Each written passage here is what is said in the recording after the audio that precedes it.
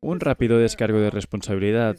Esto no será una presentación exhaustiva ni la presentación autoritaria sobre XCM v3.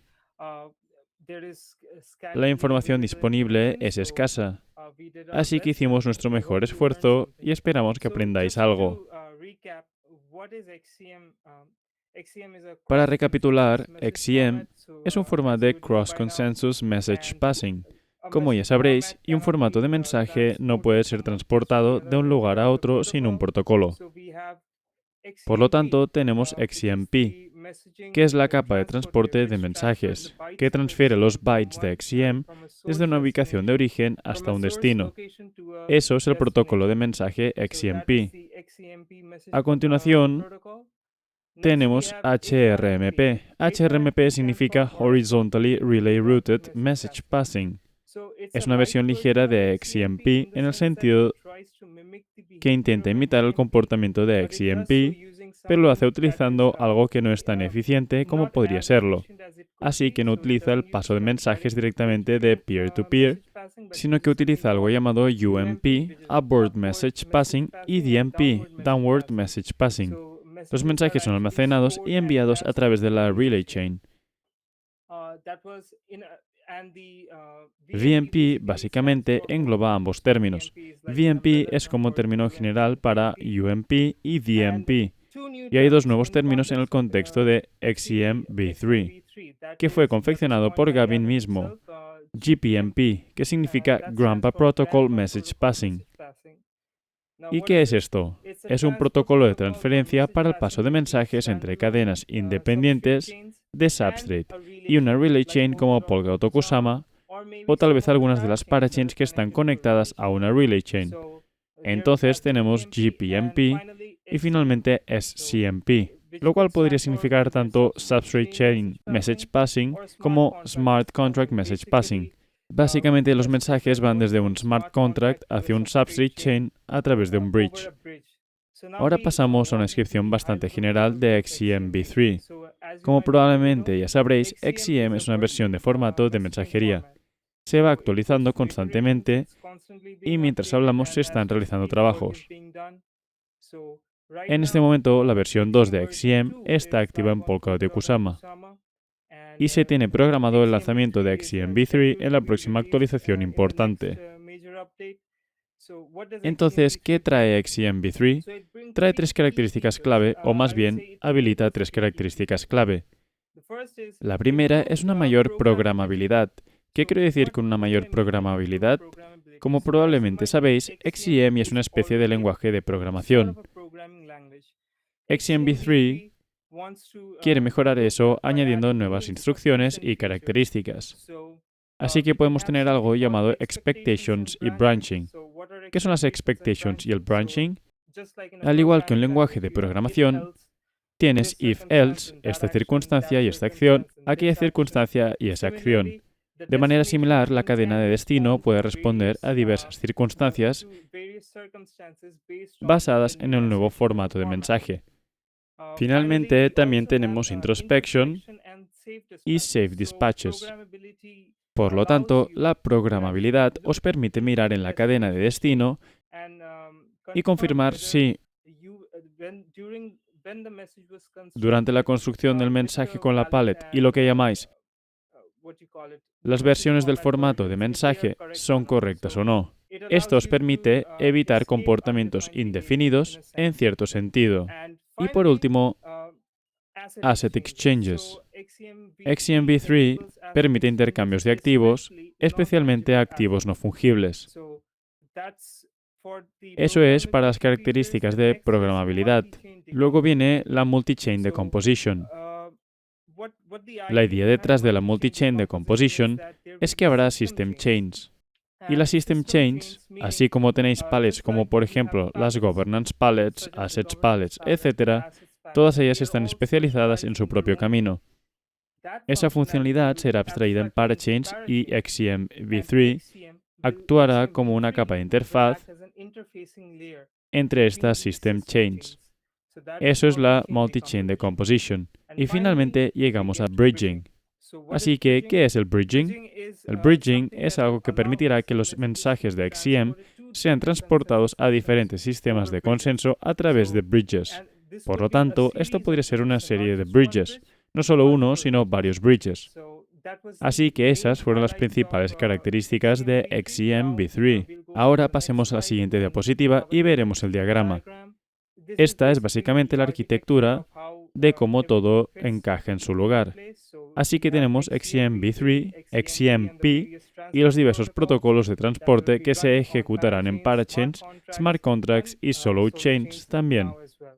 Así que te toca a ti, Dom, dar detalles de las características. Sí, las principales características están relacionadas con lo que Abhishek acaba de hacer al principio. Un breve resumen de la programabilidad, la Functional Multi-Chain Decomposition y el Bridging. Así que veremos estos cambios agrupados en estas tres categorías principales y las veremos en detalle. Primero, la programabilidad. Como mencionó Abhishek, permite que los mensajes de XCM sean más sofisticados, convirtiendo a XCM en un lenguaje más programable, como también se explicó en el Polkadot Decoded. ¿Qué significa esto? Se desglosa en tres subcategorías generales: Expectations and Branching, Introspection and Safe Dispatches y Asset Exchange and NFTs. Para la primera subcategoría, ¿qué significa? Expectations. Con XCM v3 tenemos tres nuevas instrucciones: Expect Asset, Expect Error y Expect Origin, que están relacionadas con los registros ya existentes, Holding, Error y Origin. Por ejemplo, Expect Asset verifica si el registro Holding tiene al menos una cantidad específica de assets y si no, arroja un error. Expect Error, como podéis imaginar, también verifica y arroja un error si no encuentra el valor correspondiente en el registro Error. Lo mismo sucede con Expect Origin. Estas son las expectations, de ahí el nombre. Pero también están las branching, y las ramificaciones ocurren cuando se lanzan errores, lo que cambia el flow, de modo que, en lugar de ejecutar las instrucciones, se da una respuesta ante un error que se lanza. Y eso es como las expectativas hacen que XCM sea más programable. Safe Dispatches. Tal y como Abhishek mencionó, los Safe Dispatches también cambian el funcionamiento de XCM v3, al verificar y asegurar básicamente la versión de la cadena de destino y la versión de las pallets. Así que tenemos nuevamente un new register llamado Transact Status Register y 4 nuevas instrucciones: Query Pallet, Expect Pallet, Report Transact Status y Clear Transact Status. El new register Transact Status en realidad contiene el resultado del intento más reciente de la operación de transacción. Query Pallet es una instrucción que devuelve las instancias de una pallet específica, es decir, una pallet específica que solicitamos, lo que nos da las instancias de nuevo relacionadas con la versión. Expect Pallet es una instrucción que arroja un error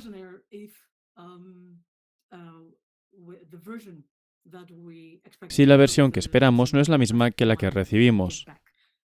Report Transact Status informa al destinatario qué es lo que contiene el Transact Status Register, y Clear Transact Status simplemente borra el registro Transact Status. Muy sencillo. Así que estas Safe Dispatches se llaman así porque el objetivo es asegurar que no ocurran comportamientos inesperados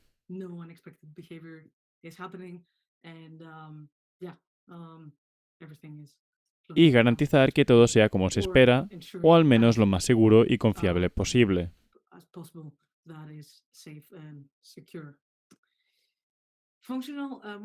Functional Multi-Chain Decomposition, la segunda categoría principal de cambios en XCM v3, está relacionada con permitir que se construyan mecanismos que permitan que las aplicaciones puedan ejecutar su lógica en múltiples gráficos, en parachains.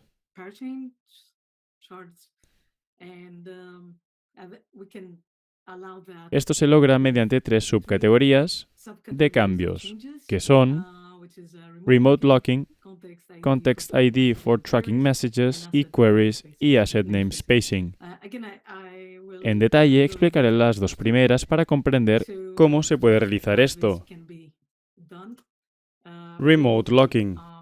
Esta creo que también la explicará Frank a través del código, para que no dediquemos mucho tiempo a explicarlo. Remote Locking permite que una cadena use assets que existen en otra cadena.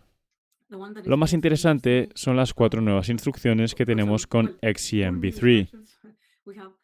Lock Asset, Unlock Asset, Note Unlockable y Request Unlock. Específicamente, Request Unlock permite que otra cadena solicite que un activo que se encuentra en otra cadena sea desbloqueado.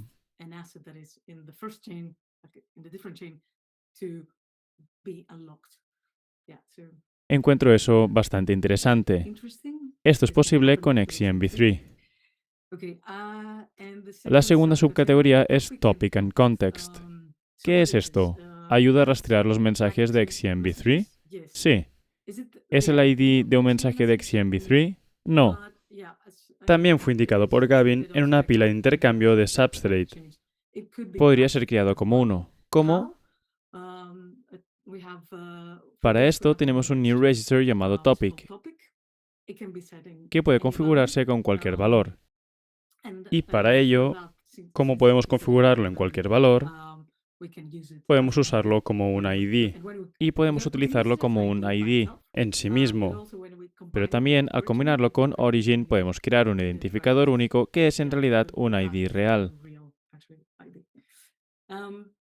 El segundo es el XCM Context, que es una estructura con 3 campos. Origin, el hash del mensaje, que es el campo XCM hash, y el topic. Con estos 3 campos, el XCM Executor puede conocer el contexto de la instrucción.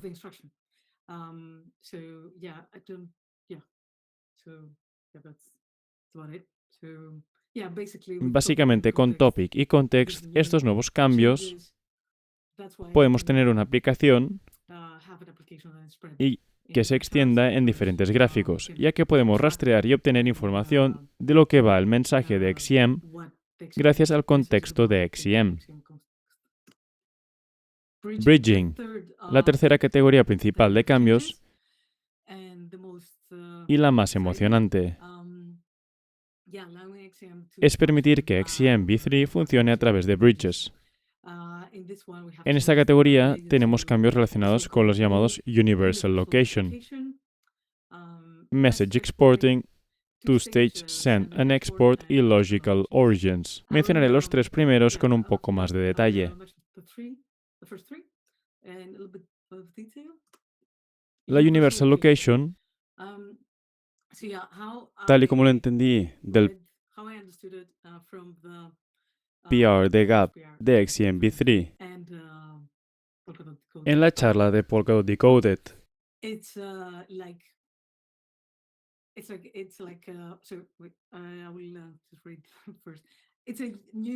es una nueva y única ubicación que es como un padre de todas las ubicaciones. Cuando digo ubicaciones, me refiero a diferentes sistemas de consenso. Tenemos parachains y relay chains, y la Universal Location está por encima de todas ellas como un sistema de consenso imaginario, pero sin un sistema de consenso real. No tiene un padre, ya que está por encima de todo. Y Ancestry está obsoleto y ahora se utiliza el context, que es la ubicación de algo dentro de la Universal Location. Como está por encima de todo, es lo que se llama, en realidad no recuerdo en este momento, pero se llama Internal Location. No recuerdo. Así que ya no necesitamos Ancestry. La segunda subcategoría en el bridging es la Message Exporting. Tenemos 3 nuevas implementaciones de SendXCM para gestionar los mensajes reales a través de los bridges. Tenemos 3 nuevas implementaciones porque hay 3 casos diferentes. Cuando el bridge es local, cuando el bridge está en el local consensus, pero no en la cadena local, lo cual no requiere fees. Y el tercer caso es cuando el bridge no está localmente. En ese caso esperamos que también se paguen fees. Tenemos la New API Export XCM. Y sí, esto solo para comprobar. Creo que no hay mucha más información. Lo mejor creo que es revisar las implementaciones de SendXCM en el código. Y luego, la tercera subcategoría es el SendXCM de 2 etapas en el bridging. El SendXCM ha sido reestructurado en un proceso de 2 etapas. Validate, que significa que valida y realiza un descubrimiento de precios, por lo tanto, cuánto costará, y devuelve un ticket para completar la operación. No lo ejecuta, pero en la segunda etapa, Deliver, realiza la ejecución real. Lo que ocurre es que sabemos qué pago se realizará y debe ocurrir o fallar antes de la entrega. Sí, creo que eso es todo. Ahora pasaré a Héctor para una demostración. De acuerdo. Así que muchas gracias a Dom, a Abhishek y también a Frank. Solo recordaré lo que Abhishek dijo al principio. Hay muchas cosas que podríamos mencionar sobre XCM v3, como por ejemplo, en el bridging podríamos adentrarnos en más detalles. Pero esto es una tecnología que todavía se está construyendo, está en desarrollo. Lo que estoy diciendo es que, en primer lugar, no podemos hacer una revisión exhaustiva de la tecnología, pero también porque para explicar cómo funcionan las cosas, deberíamos adentrarnos profundamente en el código, porque todavía no hay documentación. Hay ciertos comportamientos que aún necesitamos entender.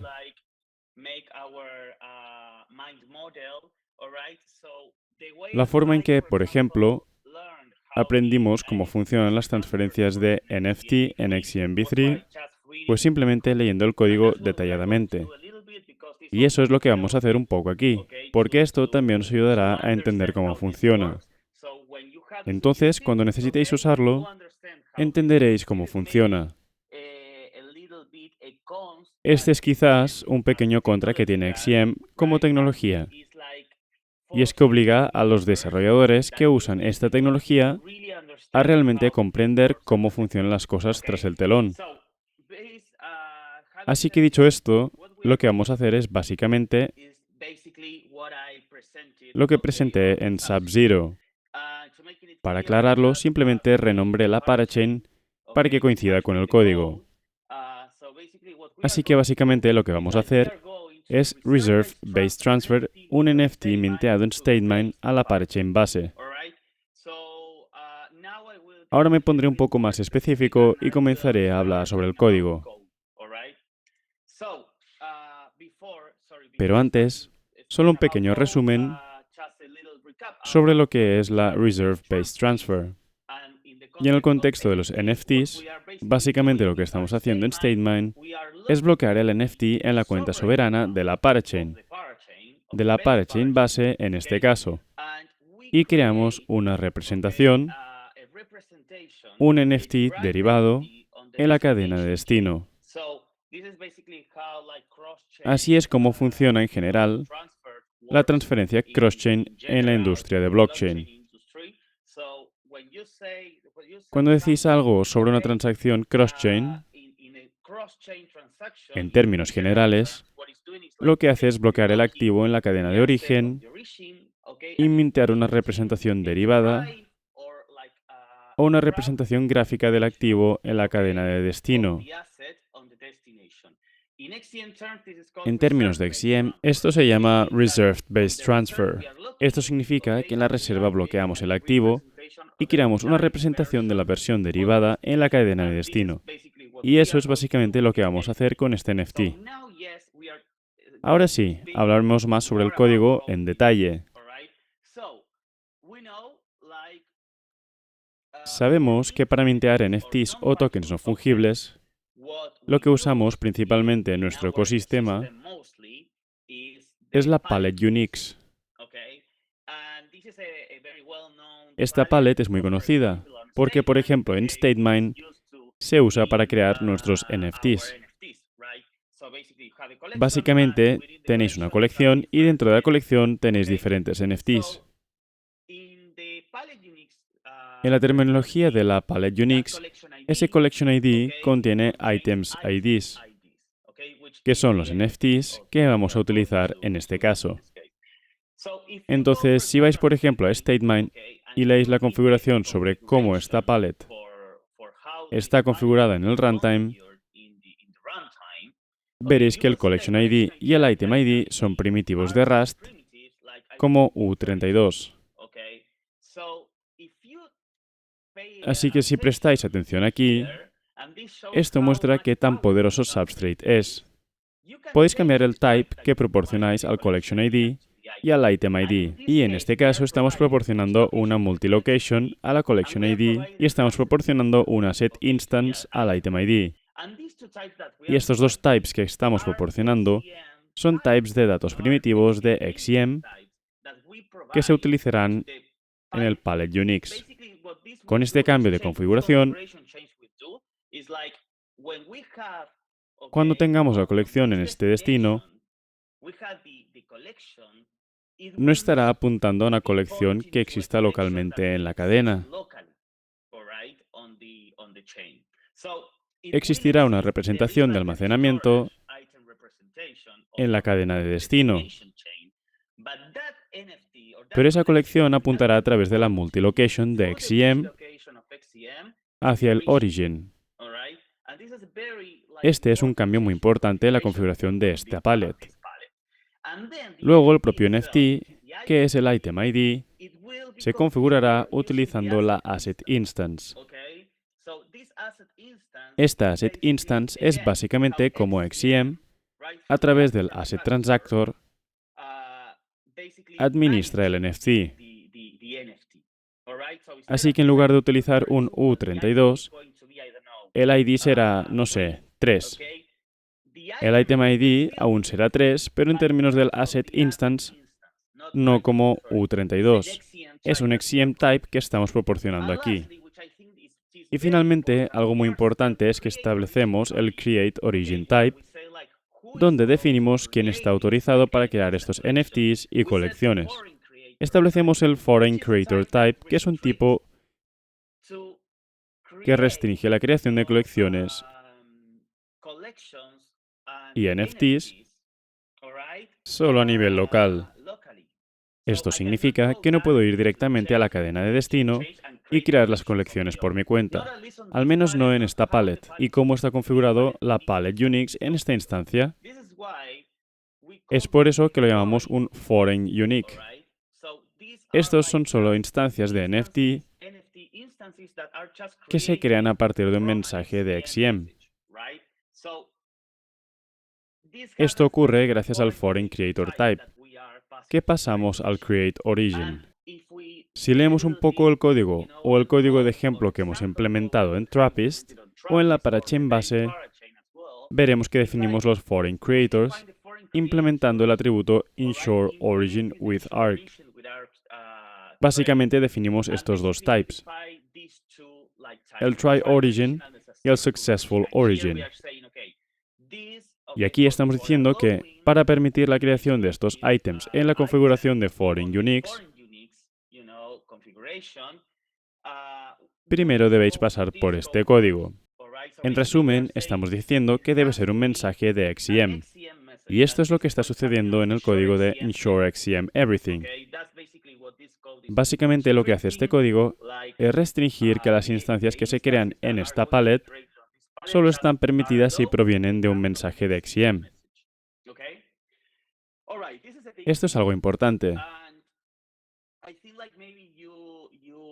Tal vez ya hayáis pasado por esta explicación o este tipo de explicación en la sesión de aprendizaje anterior de XCM que hizo Bernardo, pero lo repetiré para refrescarlo, porque esto es exactamente lo que hace que la magia suceda en términos de cómo configuramos el NFT, en términos de XCM v3.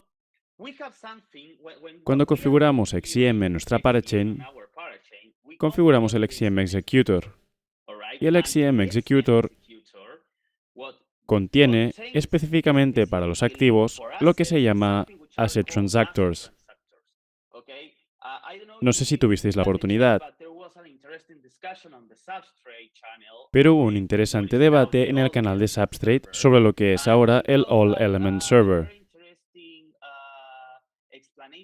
Hubo una explicación muy interesante de Gavin sobre qué es XCM y cómo se gestionan los assets en XCM. Básicamente, él dice que XCM v3 es un proceso off-chain. Así que, básicamente, hay una conexión entre el proceso de la cadena de XCM y la lógica en cadena de nuestro runtime. Y esa conexión es básicamente la configuración del Asset Transactor. Por lo tanto, cuando transferimos un asset, no importa qué tipo de transferencia utilicemos, lo que está sucediendo es que estamos destruyendo ese activo en la lógica on-chain del runtime y lo estamos poniendo en el holding register de XCM. Y cuando ocurre ese proceso, básicamente estamos iniciando un proceso off-chain, el cual es XCM. XCM es un proceso off-chain. Y el Asset Transactor básicamente determina cómo ocurre ese proceso. ¿Cómo ocurre esa transición? Usemos mejor el término transición. Tenemos diferentes tipos de Asset Transactors, diferentes comportamientos de transición que queremos definir para estas transiciones cuando los assets pasan de la lógica on-chain a la lógica off-chain de XCM. Estos Asset Transactors son el Local Asset Transactor, que básicamente maneja cómo se realiza una transferencia sin el token nativo de la cadena, como en el caso de StateMint, que es DOT, o en StateMine es KSM, o en el caso de Moonbeam, por ejemplo, que es el token GLMR. Luego tenemos el Reserved Fungibles Transactor, que es un tipo de transactor que definimos en Trappist, donde dijimos que reconocemos StateMine como reserva para nuestros assets, por lo que lo configuramos específicamente para esto.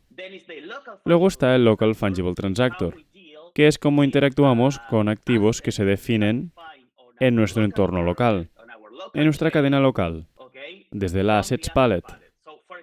Por ejemplo, si estamos en StateMine, el Local Fungible Transactor es el transactor que interactuará con USDT, por ejemplo, o wrap BTC, o cualquier activo desplegado en la Palette Assets. Y finalmente, este es el que necesitamos. Este es el más importante para el caso de uso de los NFT y la demo que vamos a usar, que es el Statement Non-Fungible Transactor. Esta es una interfaz que básicamente sabe cómo interactuar con la Palette Foreign Uniques, con la lógica off-chain de XCM, que transferirá el NFT. Esta es básicamente la forma en que lo definís en vuestro runtime. El Statement Non-Fungible Transactor utiliza algo llamado Non-Fungibles Adapter. Este type, el Non-Fungibles Adapter, es un type que proviene del XCM Builder y proporcionamos ciertos types de input types, y si revisáis, el primero es el Foreign Uniques. Entonces, cuando configuramos el Non-Fungible Transactor, debemos proporcionar qué componente vamos a usar on-chain para manejar estas transferencias de NFTs. En este caso, Como podéis ver, estamos proporcionando el foreign Unix, que es el que vimos antes cuando obtuvimos los collection IDs, y la multilocation y el creator reaching es el foreign creator y toda esa lógica que describimos antes. Y sé que esto puede ser complicado, pero debemos entender cómo funciona todo este proceso.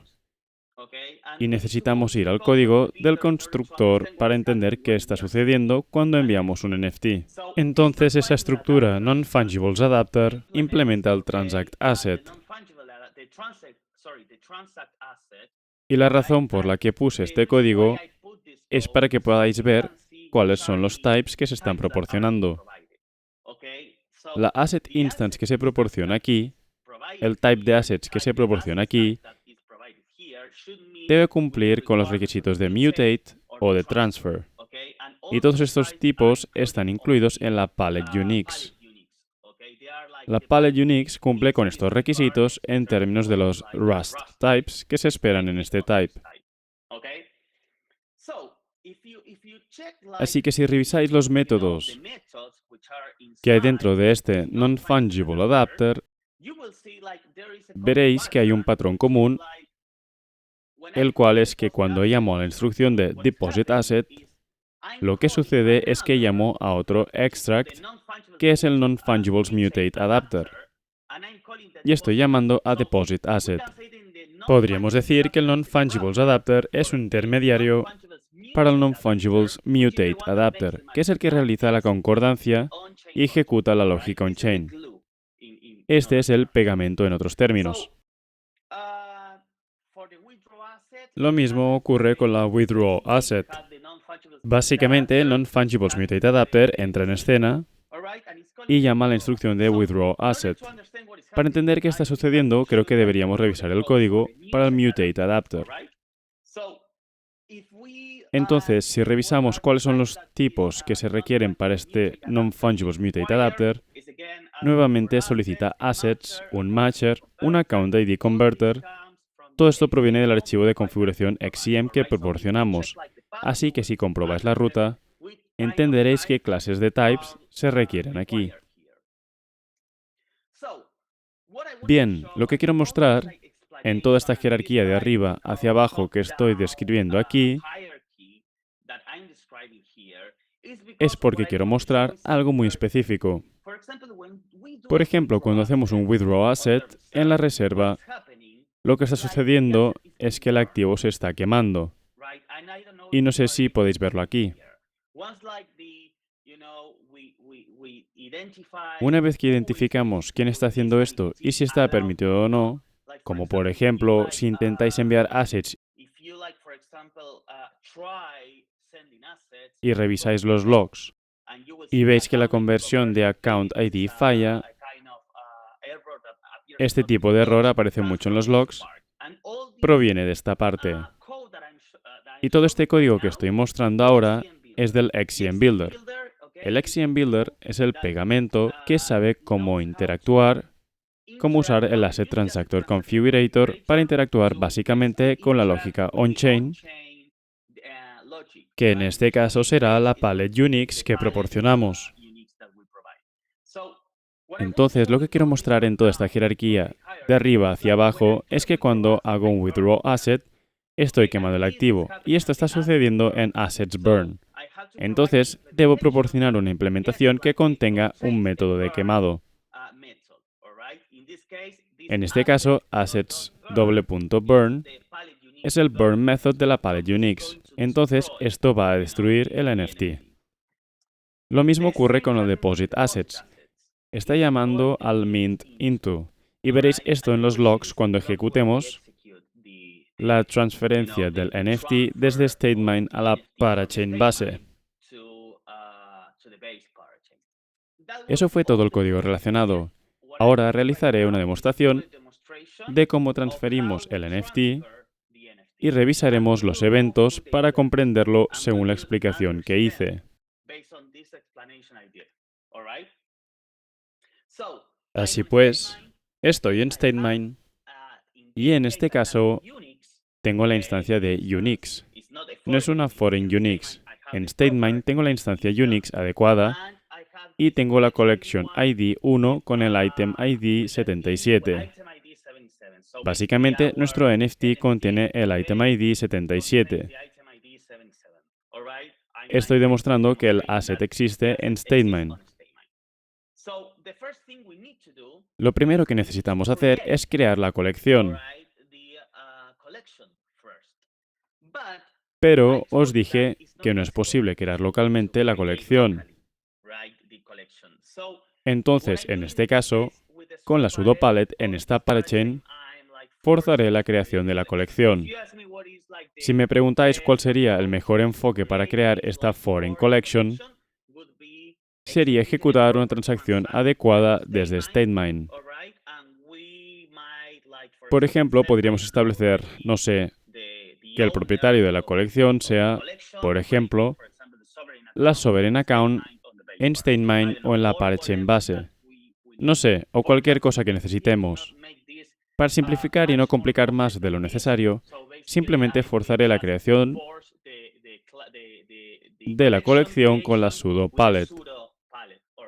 Esto me permitirá hacerlo. Si veis la colección en este caso, estoy proporcionando la multilocation, porque recordad que cuando configuramos la foreign Unix, ahora está pidiendo una multilocation, no está pidiendo el U32.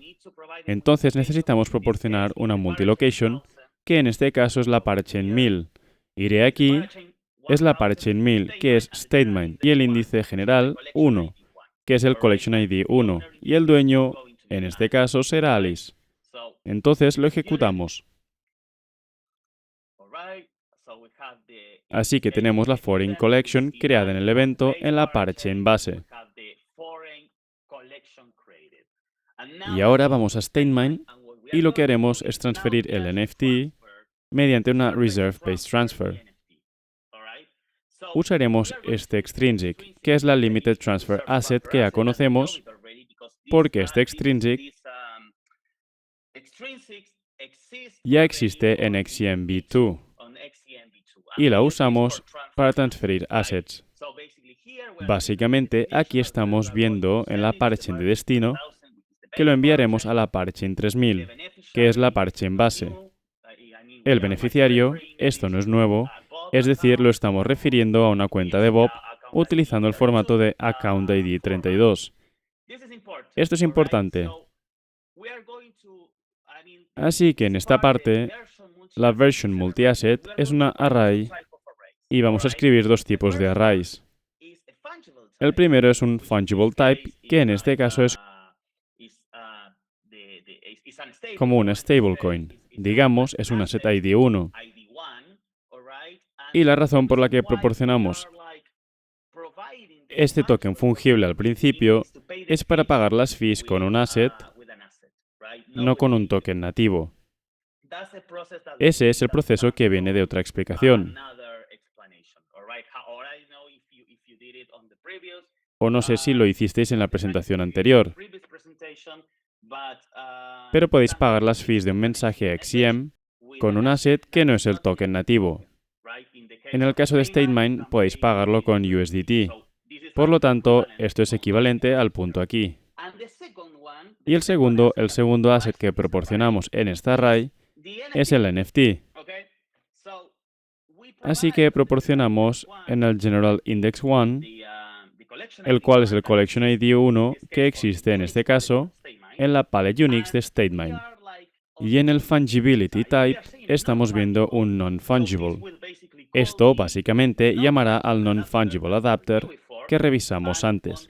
Y en el index estamos diciendo cuál es el ID o el identificador para el NFT. En este caso, no sé si recordáis, cuando leímos el Storage Item, estamos usando el identificador 77 para el NFT.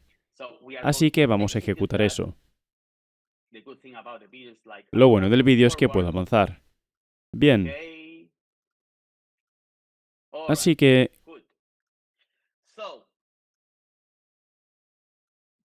¿qué está pasando aquí? Bien, eso es lo que quiero mostrar primero. Así que mirad, en la Unix, ¿veis el evento? como si la Unix se quemara. Así que la instancia del NFT se quemó desde la cuenta de Bob. Y lo que está sucediendo es que está siendo renombrada en la Sovereign Account de la parachain base. Y lo veis aquí. Así que esa es la primera cosa que XCM hace.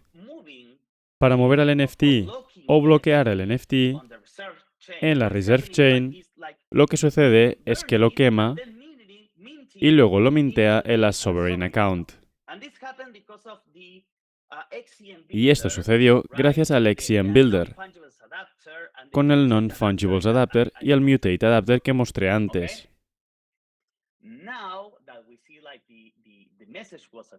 De acuerdo, ahora que vemos que se intentó enviar el mensaje, vamos a ir a la parachain base. Y lo que veremos es que el mensaje fue recibido. Quiero decir, ahora la Foreign Unix, la instancia, el NFT en sí, fue minteado en la parachain base debido a un mensaje XCM que se recibió. Y podemos ver aquí que recibimos el evento para el NFT. Y ahora, si vamos al almacenamiento para las Foreign Unix y proporcionamos la multilocation para la colección, proporcionamos el Collection ID 1, digamos, y el index 77. Podemos ver que el NFT ahora fue creado en la parachain base, en la parachain de destino. Pero nuevamente, si echáis un vistazo a los valores que hemos proporcionado, están apuntando a través de la multilocation a la origin chain, a StateMain. Está apuntando a la reserva. Bien, nos estamos quedando un poco sin tiempo. Así que Frank, ahora te lo dejo a ti. Genial. Creo que se ve bien.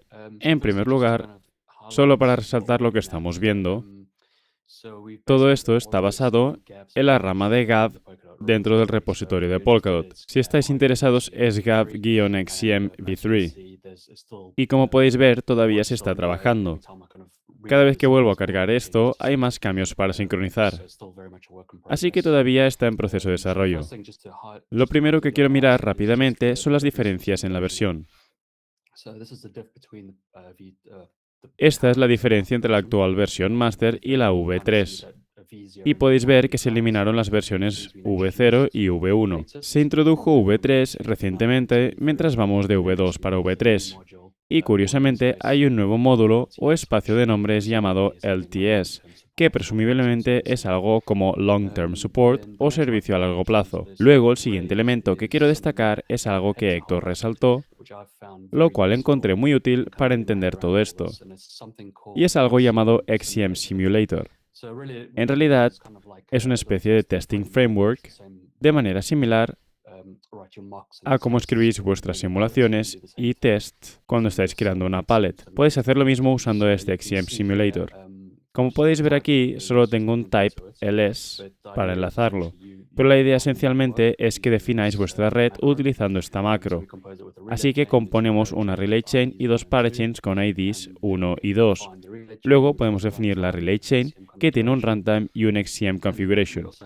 Y también tenemos nuestras parachains que son básicamente iguales con su propio runtime y messages queue para enviar mensajes bloqueados en la red de entrada, así como los identificadores de 1 y 2 para esas cadenas particulares. Volvemos atrás. Luego, el siguiente elemento es esencialmente el XCM Executor. Obviamente, lo más importante porque procesa las diversas instrucciones. Esto es solo un puntero para poder acceder rápidamente a donde se procesan las instrucciones particulares. Así que lo voy a abrir para usarlo más adelante y luego regresar. Otra cosa a mencionar sobre el XCM Simulator en este ejemplo de palette que proporcionan es que hay varios tests disponibles que describen bastante bien cómo funcionan las cosas.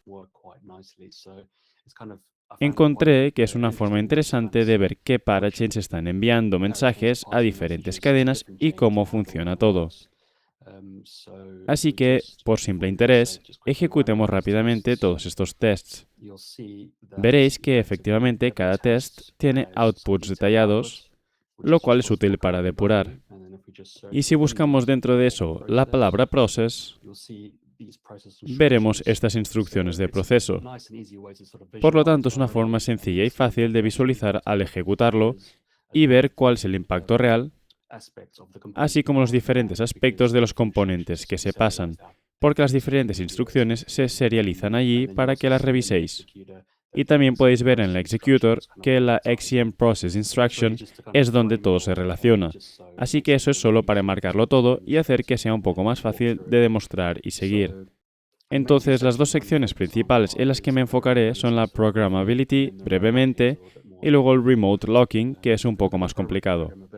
Si miramos la Programmability primero, como se mencionó al principio de la sesión, hay estas nuevas instrucciones que simplemente revisaré brevemente. Expect Assets toma uno o más assets, que obviamente debéis verificar para aseguraros de que existan. Expect Error, como su nombre lo indica, verifica una condición de error específica. Expect Origin, lo mismo, verifica una multi-location específica. Expecting a Palette, que veremos demostrado a continuación, es un poco más interesante porque podéis pasar varios criterios que se esperan que estén allí. Básicamente, lo que indexa las palettes dentro del runtime. El name particular dentro del runtime.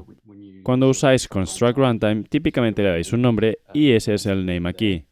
El module name, que es el nombre de la palette en sí. Palette balances es un ejemplo. La versión principal de las crates y luego la mínima versión menor de las crates. En otras palabras, lo que buscamos es la versión mínima y más. Regresamos y finalmente report error. Básicamente esto es bastante interesante porque si ocurre una condición de error, podemos reportarla a algún destino. Si entramos a los detalles, podéis ver aquí que cuando ocurre y reportamos el error, podemos configurar a qué lugar se tiene que dirigir este mensaje en particular. También tenemos un Query Identifier que podemos usar para correlacionar o distinguir entre mensajes y, obviamente, la información del wait estándar. Simplemente regresamos. Esas son el tipo de instrucciones. Y luego, solo dos tipos de test que demuestren cómo pueden funcionar estas expectations. Estos son solo dos ejemplos que agregué muy brevemente anoche. Así que en el primer ejemplo lo que vamos a hacer es que la parachain A va a enviar un mensaje para consultar si la palette balances existe en la relay chain. Podéis ver aquí que el contexto es la parachain A y dentro de ella vamos a definir instrucciones de XCM. En este escenario primero vamos a configurar nuestro error handler. Aquí es donde realmente ocurre la ramificación. Y también podríamos usar el appendix register para esto. En este caso, si ocurre un error y no se encuentra la palette, quiero enviar un mensaje a la parachain 1, que es la parachain A, en otras palabras, de regreso a sí misma, notificando a la parachain que no se pudo encontrar esta palette en particular. El query ID en realidad no importa en este ejemplo en particular. Luego, la siguiente instrucción, que es obviamente la más importante, está esperando ver que existe una palette con estas configuraciones o criterios dentro del runtime de la relay chain. Para este ejemplo he configurado intencionalmente el index a un número realmente grande porque la palette no estaría asociada con ese index. Y luego consulto el nombre de la palette balances, la versión y la minimum version, como la describí antes. Y luego hay alguna otra instrucción que sigue después de eso, lo cual no debería ocurrir porque la palette no existe. Es como decir, esperamos que la palette balances exista. Si es así, queremos retirar un asset de ella, solo como ejemplo. El siguiente paso es, obviamente, enviar el mensaje. Estamos utilizando la palette XCM de la parachain para enviar ese mensaje. Y lo que realmente hace en términos de la simulación de prueba es simplemente reenviar ese mensaje al XCM Executor, que dejaré caer a continuación. Pero lo interesante es que veréis que el destino es el parent de la parachain, en otras palabras, la relay chain. Si abrimos el Executor y simplemente miramos el Expect Palette Handler, veremos que, básicamente, está procesando la instrucción de expect palette. Y lo único que hace es tomar toda esa información y luego llamar a config palette instances info para consultar todas las palettes disponibles en el runtime y hacer coincidir en función del index. Si no se encuentra, devuelve un error. De lo contrario, hace coincidir el name, el module name la versión y la minor version, con cada caso devolviendo un error. Obviamente, si tenemos un error, se coloca en el error register, en cuyo caso podemos usar el error handler que mencioné antes para luego provocar el envío de otro mensaje a otra parachain con los resultados de esta call en particular y el error correspondiente. Así que si volvemos atrás, esa fue la primera parte, donde obviamente estamos enviando nuestro mensaje a la relay chain. Ahora la siguiente fase es esencialmente validar para ver si realmente hemos recibido ese mensaje. Todo lo que hace en la parachain A es buscar en su message queue local para ver si ha recibido un mensaje descendente. Y luego verifica que el mensaje en la queue coincida con esta respuesta en particular. Entonces, en esta instancia, estamos buscando query response, y la response son los resultados de una ejecución. Y en este caso, nos aseguramos de recibir este error en particular, que es pallet not found.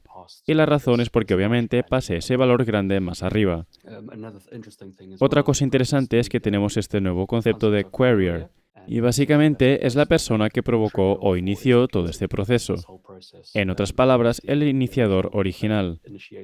Estos atributos adicionales nos permiten discernir qué mensajes provienen de dónde y correlacionarlos entre sí. Eso sería para las pallet expectations. El siguiente ejemplo sería querying a pallet, que es muy similar, pero con algunos aspectos adicionales. En este ejemplo especificamos un query ID por adelantado porque lo pasamos cuando consultamos la pallet. Y obviamente podemos usar ese query ID más adelante. En este caso, simplemente consultamos si existe una pallet con el nombre pallet balances. Podéis ver en este ejemplo que esa es la única opción que obtenemos.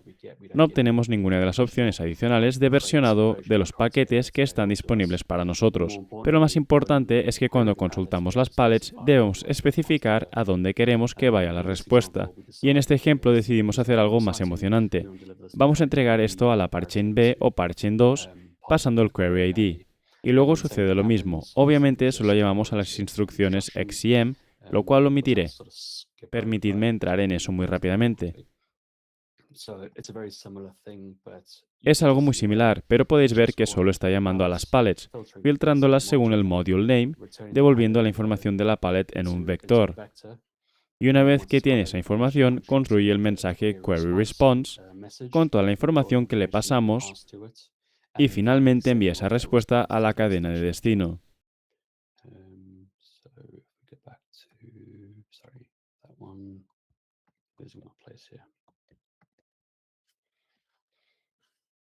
Así que eso fue el envío. Y luego, en segundo lugar, ahora verificamos en la parachain B para ver si hemos recibido el mensaje query response que incluye la información de la pallet que esperamos. Podéis ver que he agregado alguna configuración aquí para las pallets esperadas, siendo pallet balances el index 1, ya sabéis, la información adicional que esperaríais ver. En este caso, esta prueba pasa porque el mensaje descendente que se recibe en la messages queue de la relay chain contiene la información, que es un tipo de respuesta de información de la pallet y contiene un vector con la pallet esperada. Los elementos siguientes no son realmente aplicables aquí. Eso os muestra cómo podéis consultar pallets y enviar la información y en función de dónde existan las pallets, tener expectativas que os permitan estructurar vuestra lógica en consecuencia. Eso es todo por la parte de la programmability. También hay una instrucción para informar del estado de una transacción. No entraré en ella por cuestiones de tiempo, pero básicamente lo que hace es decir, ejecutar alguna transacción en una cadena y luego tomar el estado de eso y enviarlo a algún otro lugar, reportarlo de la misma manera que lo hicimos con la pallet querying. Pasemos al siguiente tema, que es el remote locking, y hay un poco más de contenido en este. Si revisamos rápidamente las instrucciones para tener contexto, básicamente tenemos lock asset y la instrucción toma dos parámetros. El primero es el asset que se bloqueará, y en segundo lugar, y más interesante, es el unlocker, que tiene alguna ubicación que, en esencia, tiene permiso para desbloquear este asset en algún momento en el futuro. Si regresamos, luego tenemos Node Unlockable, Y realmente lo que hace esta instrucción es simplemente una notificación de que algún asset ha sido bloqueado en algún otro lugar. Y se nos notifica para decir que tenemos el control para desbloquear esos assets en nombre del owner en algún momento en el futuro. Luego tenemos Request Unlock, que básicamente solicita un desbloqueo en alguna ubicación remota, nuevamente con assets y el locker. Y finalmente Unlock Assets, que elimina el bloqueo de los assets para algún owner. Esas son las instrucciones que se procesarán. Después, el proceso que maneja todo esto es el Asset Locker, a través del atributo AssetLock. Si observamos eso rápidamente, el atributo AssetLock, tal y como mencionó Dominic, hay toda una aproximación de dos fases para todos estos primitivos de mensajería y todos utilizan algo llamado ticket. Otra forma de pensar es como un JSON Web Token o un JWT. La idea es que solicitaréis algo, recibiréis un token de vuelta y luego, usando ese token al mantenerlo, podríais usarlo para realizar algún otro cambio en algún momento en el futuro. Ese momento en el futuro podría ser algunas declaraciones dentro de un bloque de código.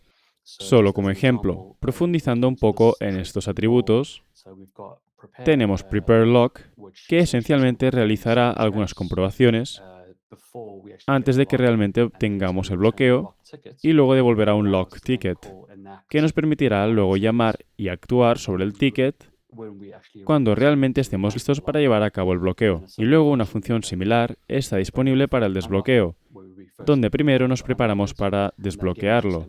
Y eso nuevamente solo validará y asegurará que todo esté como se espera. El estado es correcto y devolverá un unlock ticket o un lock error. Y finalmente tenemos dos más, Note Unlockable, que maneja una notificación de bloqueo desde otra cadena. Y eso es básicamente el proceso interno o la contabilidad o los cambios del estado dentro de la palette para encargarse de eso. Y finalmente tenemos Prepare Reduce Unlockable. La diferencia es que Unlocking está desbloqueando la cantidad total, mientras que Reduce Unlockable solo reduce la cantidad de ese bloqueo. En otras palabras, desbloquea una porción de ello. Ese es el tipo de atributo como tal. Luego, solo para adentrarnos un poco en la implementación del Asset Locker, que está en la palette XCM. Esto se vuelve un poco complicado, así que espero que podamos revisarlo rápidamente. Miremos primero el PrepareLock que mencioné antes. En realidad, todo esto es simplemente una gestión interna del estado para manejar todo este proceso de bloqueo. Si comenzamos, primero obtenemos la Sovereign Account of del owner de los assets. Luego nos aseguramos de que el asset realmente exista dentro de la cadena local y que haya un free balance para la Sovereign Account que coincida con la amount que se va a desbloquear, la cual está ahí. Luego verificamos si hay bloqueos existentes para ese Locked Fungible en particular, y eso se hace usando la Sovereign Account. Y una vez que tenemos todos los locks para una Sovereign Account en particular, luego verificamos una posición específica para un unlocker específico. El unlocker sería, obviamente, alguna otra cadena remota que tenga permiso o derechos para realizar el desbloqueo. Si existe, obviamente, conservamos ese item index, y eso va al ticket porque esa información se usa más adelante. Si regresamos, eso es para preparar el bloqueo y obtener un ticket.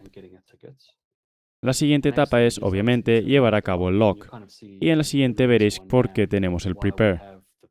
En realidad, esto se encuentra en las instrucciones en la base, que os mostraré. Lo siento. Esto es para llevar a cabo el bloqueo. Primero, os preparáis para el bloqueo. La primera cosa es comprobar si hay un existing lock para la Sovereign Account, y luego verificamos si hay un existing lock para el unlocker. Y si existe, entonces actualizamos el amount para el unlocker. Como dije antes, es solo contabilidad en términos de lo que está bloqueado y de lo que somos conscientes. Si no existe, simplemente agregamos la amount en el unlocker. O agregamos la amount y el unlocker en los locks. Luego agregamos toda esa información al estado de la palette. Algo importante a tener en cuenta es que todo esto sucede dentro de la consola de la palette XCM, en el context y su propio estado. Por lo tanto, estamos rastreando qué logs tenemos para esta Sovereign Account en particular, y cada uno de esos logs se refiere a algún unlocker, que es alguna otra foreign chain o accounts en su cadena. Finalmente, una vez que tenemos toda la información ordenada, lo siguiente es realmente extend lock en la currency local. Para hacer eso, debemos proporcionar un lock identifier. En este caso, simplemente estamos proporcionando este pallet identifier, que es XMLK, de lock. Básicamente, es solo una etiqueta para decir que la sovereign account tiene cierto amount bloqueado para un lock identifier particular, o en este caso, es la pallet. Entonces, eso es preparing the lock y llevarlo a cabo. Os alegrará saber que la prepare unlock es prácticamente igual, así que no voy a entrar en detalles. La única diferencia aquí es que devuelve un error si no hay un bloqueo correspondiente, lo cual obviamente habría sucedido en la fase anterior. Entonces, volviendo atrás a enacting los tickets, nuevamente esto es simplemente recuperar los bloqueos para la sovereign account del estado de la pallet. Y luego determina el locked amount para el unlocker. Y en función de eso, reduce o remove la locked amount. Podéis verlo como una saturating subtraction de la cantidad de la locked amount, o si es cero, simplemente eliminamos de forma completa el bloqueo del estado. Y finalmente, en la parte inferior, como era de esperar, simplemente actualizamos el pallet lock state local. Y luego configuramos el total locked amount de nuevo para el pallet identifier o el lock identifier, la sovereign account y el amount locked. En resumen, todo esto es solo la contabilidad de los bloqueos y cuánto se ha bloqueado por unlocker, todo dentro de la pallet XCM.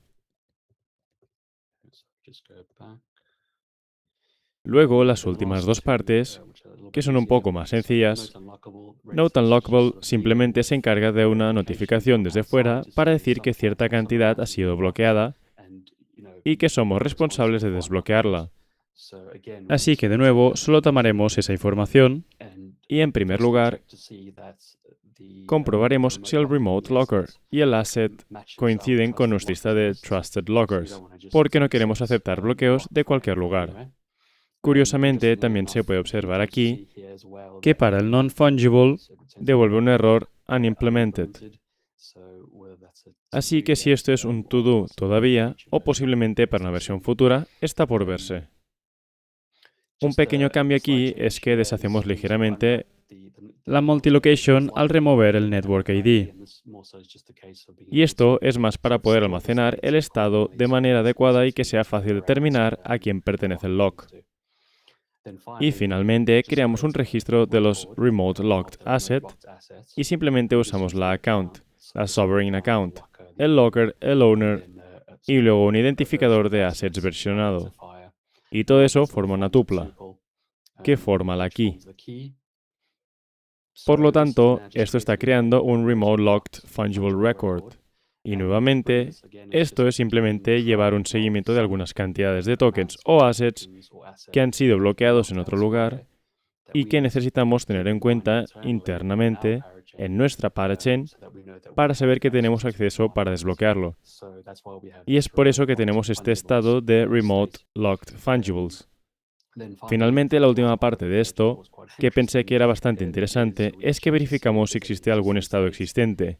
Y si existe, lo conservamos. De lo contrario, devolvemos un error con un nombre realmente interesante llamado Wood Clover. Y luego, el último paso es, obviamente, insertar eso en nuestro estado local para que podamos llevar un registro de cuántos Remote Lock Fungibles conocemos. Volvamos atrás. Por último, Prepare Reduce Unlockable se encarga simplemente de una reducción en una cantidad bloqueada. No voy a detallarlo por ahora por cuestiones de tiempo, pero nuevamente el mismo patrón ocurre donde tenemos un ticket y luego lo implementamos. Así que para terminar, si miramos los tests, esta es una prueba existente que se proporcionó en esta palette de ejemplo. Y pensé que era una forma ingeniosa de describirlo. Y es un poco por eso que presenté todo de esta manera, porque facilita un poco la comprensión, ya que estamos eliminando nodos y todo lo demás. Solo estamos viendo los mensajes XCM en bruto que se han enviado y en qué contexto se encuentran. En este ejemplo, simplemente bloquearemos 100. Y comenzaremos ejecutando esto en el contexto de la parachain B. Y crearemos una instrucción para bloquear un activo. Y la ubicación de ese activo se especifica aquí. Lo interesante aquí es que aquí se interpreta como el sistema de consenso donde se ejecutará el mensaje real. En este caso será la relay chain, aunque estemos activando el envío del mensaje en la parachain B.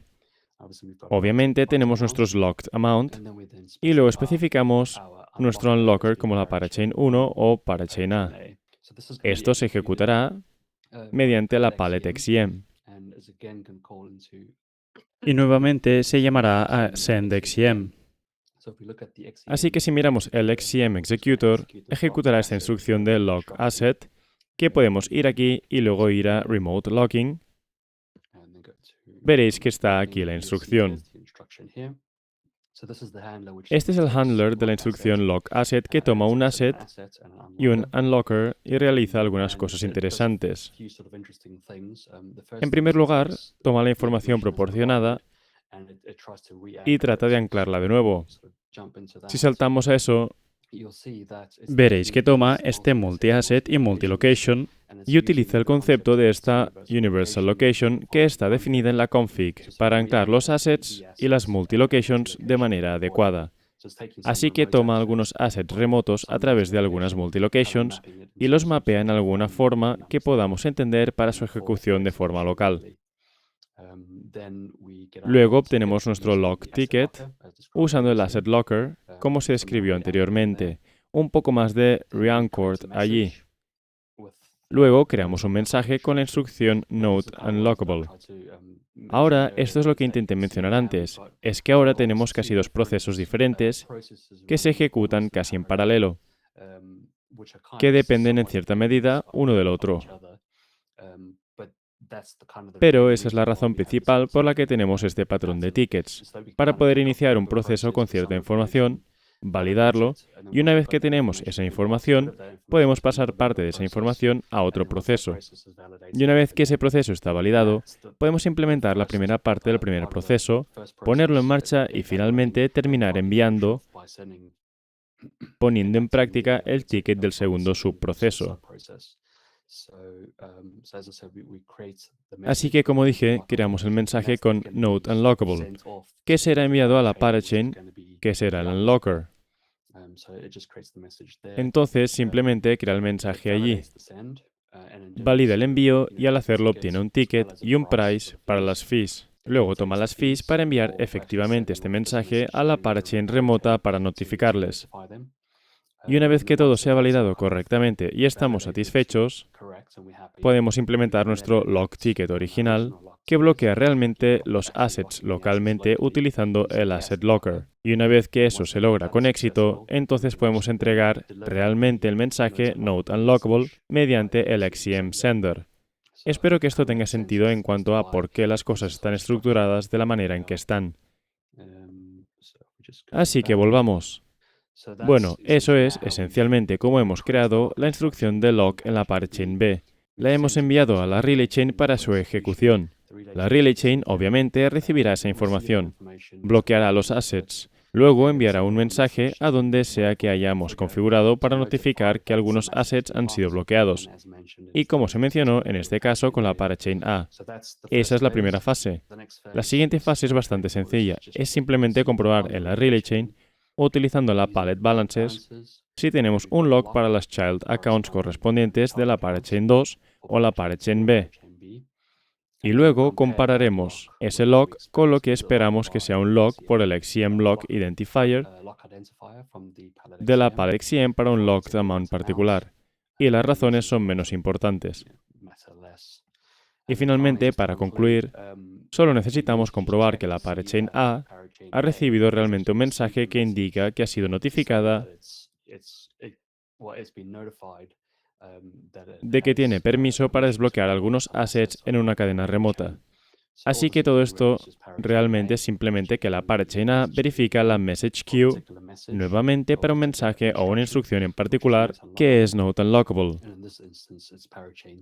Y en este caso la parachain B era el owner, pero ahí es donde terminamos todo este proceso.